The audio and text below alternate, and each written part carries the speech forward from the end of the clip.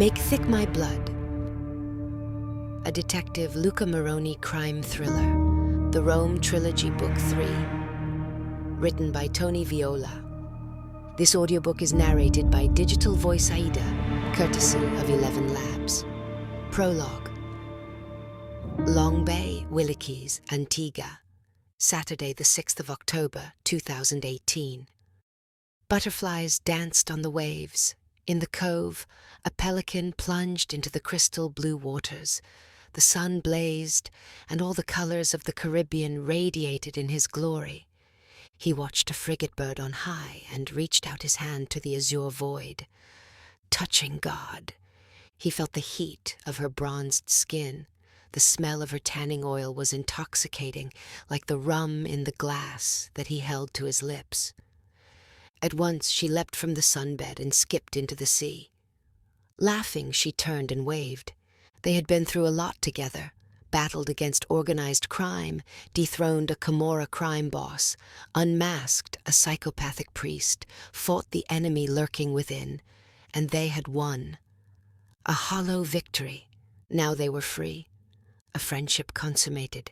Tomorrow she will fly to Italy. Meroni wouldn't take the connecting flight from Heathrow.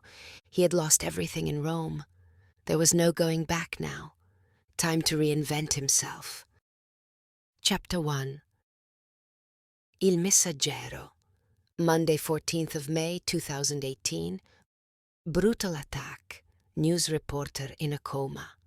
Early yesterday morning, an American tourist discovered Teresa Conti, 49, who has been the face of Ray News in the Eternal City for over a decade, unconscious near Pompei's Theatre at Largo di Torre Argentina. She was taken to the Gemelli University Hospital, where medical staff have placed her in an induced coma. Her condition is described as critical. According to Chief Inspector Aldo Gambarella from the Questura di Roma, someone savagely beat and raped Signora Conti at the historic site. When pressed for more details, the Chief Inspector would not disclose any further information.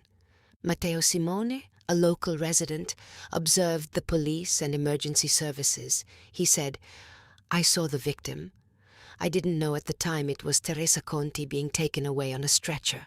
She was dressed in a white toga which was covered in blood."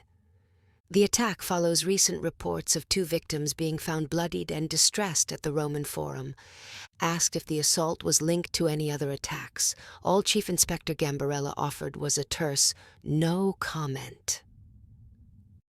Meroni set the paper down on the table. He looked about La Gatta Curiosa. The customers were all engrossed with reading the latest news reports or watching the updated bulletins on the television screen. Teresa had warned him that something bad was happening, and he had laughed at her. Now, she was lying in a coma. "Luca, the news is terrible." Maria came out from behind the counter. There were tears in her eyes. "I can't believe it. Who would do such a thing to Teresa? I know she ruffled feathers and upset the wrong people. They didn't call her La Cagna for nothing." Meroni eyed the newspaper pile on his table. Not one report had called her the bitch, the nickname earned for her abrasive style of reporting. They all referred to her as Signora Conti. "Are you okay, Luca?" "It's just a lot to take in," he said, pushing the newspapers aside. "Another espresso?" Maria asked. "Why not?" Meroni saw the plainclothes detectives through the window. There were 4 of them, 1 female, 3 males. He didn't recognize any of them, but then he'd only just returned to the Questura. He was out of the loop. The female led the group into the bar. She looked straight at him. 1 male stood at the entrance door, another at the counter hatch. Escape routes blocked. The third produced a set of handcuffs. The female spoke. "Luca Meroni." He nodded. "My name is Franca Uccello from the Anti-Corruption Unit. I am arresting you on suspicion of the rape and attempted murder of Teresa Conti. It would be appreciated if you came quietly." Meroni met Uccello's gaze and presented his wrists. The one with the cuffs stepped forward. Uccello held an arm out to stop him. "There'll be no need for restraints. Signor Meroni is playing with us."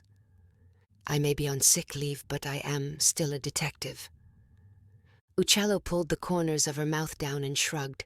She gripped Meroni's right bicep, squeezing his radial nerve. A classic restraint hold.